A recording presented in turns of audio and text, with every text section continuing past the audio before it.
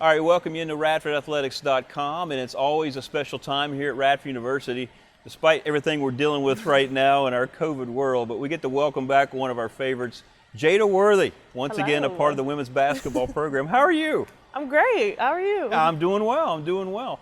Well, let's talk about how all this came to fruition here with Coach McGuire and the program. You, of course, let people know. I won't spoil. Let people know where you went after you graduated and what you were doing. So I went to Valdosta State to be a graduate assistant. Carly Coon, she gave me a little chance there, and then she left and went to Samford, and then my second year I got to be under Deandra Shermer. That was her first head coaching position. So I was there for 2 years, and then now I'm here. Hey.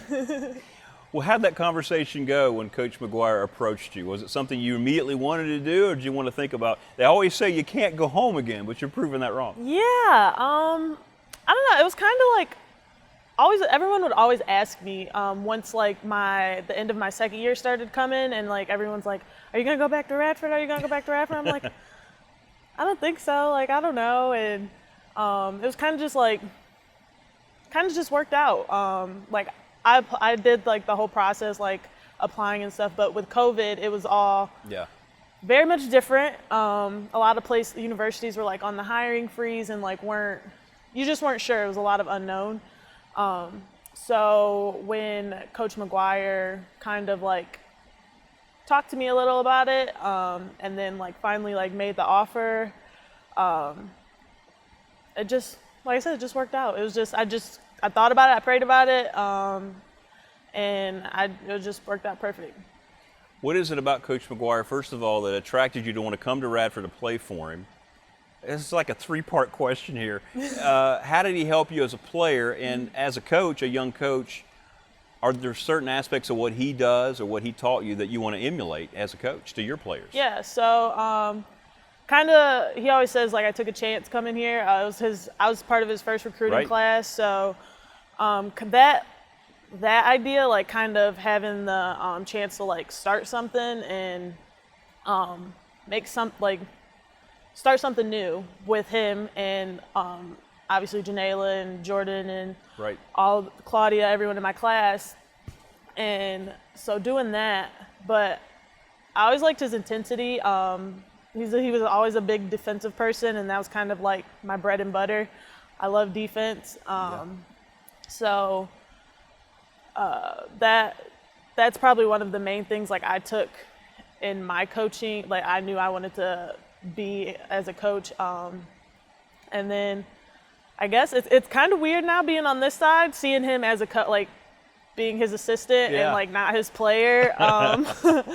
But like I said, I just knew him as a coach, being his player, and I knew that's like someone I would want to work for one day. How do you like your new team, if you will? How are you getting to know the players and the potential they have? Yeah, they're great. They have endless potential. I'm not sure if they notice it yet, but I definitely see it. Coach McGuire sees it. I'm very excited. Hopefully we have a season this year. Very excited for what they're going to do. I'm with the Post, so I'm very excited for this Post group. Well, they can learn a lot from you. Talk about going back when you were here at Radford. You knew you were a strong defensive player.